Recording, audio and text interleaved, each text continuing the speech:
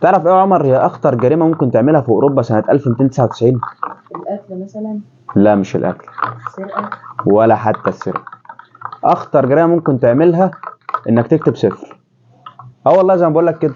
سنة 1299 في مدينة فلورنسا الإيطالية لو كنت كتبت دايرة فاضية في دفاترك كان ممكن يتنصب لك المشنقة بتهمة عبادة العدم أو استخدام سحر العرب الكذاب. تخيل الغرب اللي عامل لك فيها تنين التكنولوجيا دلوقتي كان بيشوف الصفر ده عمل سفلي او مؤامره لبوظان الحسابات، كان بيترعب منه زي ما انت كده بتخاف من اللانشون مجهول المصدر، حاجه مخيفه بس ما يعرفش ليه. قبل ما الصفر يجي ينقذ البشريه العالم كان شغال بالنظام الروماني اللي هو ال والاكس والاي والفي. جرب كده معايا محترم تضرب اكس اي في ال اكس اكس اي، ايه جالك تشنج في صوابعك؟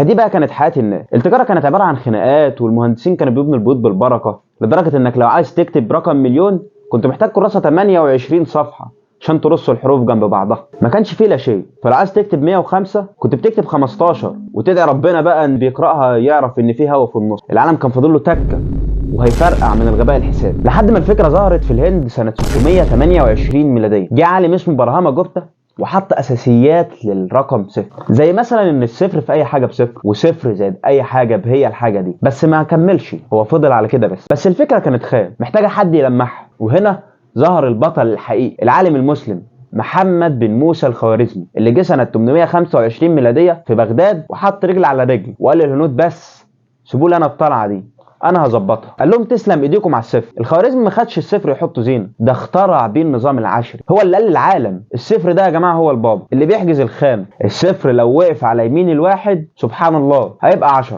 وبقدره قادر لو بقوا صفرين هيبقى 100. الصفر ما عادش لا شيء، الصفر بقى بيغير قيمه الرقم. بسببه العرب بقى بيحسبوا ثرواتهم في ثواني، وعمل علم الجبر اللي لحد دلوقتي الغرب بيقولوا عليها الجبرا عشان مش عارفين يترجموه. احنا كنا بنطير بالارقام واوروبا كانت بتعد على صوابعها. عارف بقى الموبايل اللي في ايدك ده اللي انت تتفرج منه عليا هو في الحقيقه جمعيه اصفار عباره عن صفر وواحد. البروسيسور اللي جواه اللي انت فرحان بيه وبتقول ده طياره هو في الحقيقه مخيخه اي كلام، عباره عن حاجتين صفر وواحد. وحتى الفيسبوك والتيك توك والتويتر وكل وسائل التواصل وكل البرامج اللي انت شغال عليها، ده حتى الفلتر اللي بيخلي وشك شبه البيبي برضه هي عباره عن ملايين العمليات الحسابيه اللي ما فيهاش غير صفر وواحد. تخيل بقى لولا دايره الخوارزمي الفاضيه دي اللي اوروبا كانت بتترعب منها ما كنتش هتعرف تتعامل مع التليفون، ما كنتش هتعرف تعمل سوايب واحده بس. التليفون ده بيتعامل مع الصفر كانه اله البرمجه. والغرب اللي كان بيحبس التاجر عشان يستخدم الصفر هو اللي بيبيع لك جهاز بالاف الدولارات شغال بالصفر وواحد. المفارقه هنا محترم تموت من الضحك. احنا اللي اخترعنا اللغه وهم اللي عملوا بقى الاغنيه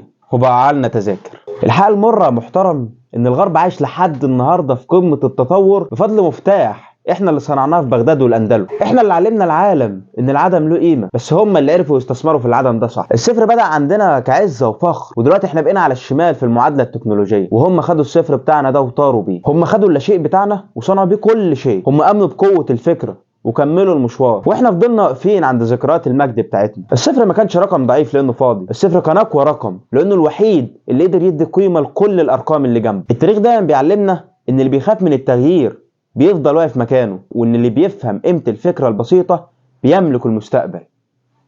سلام عليكم.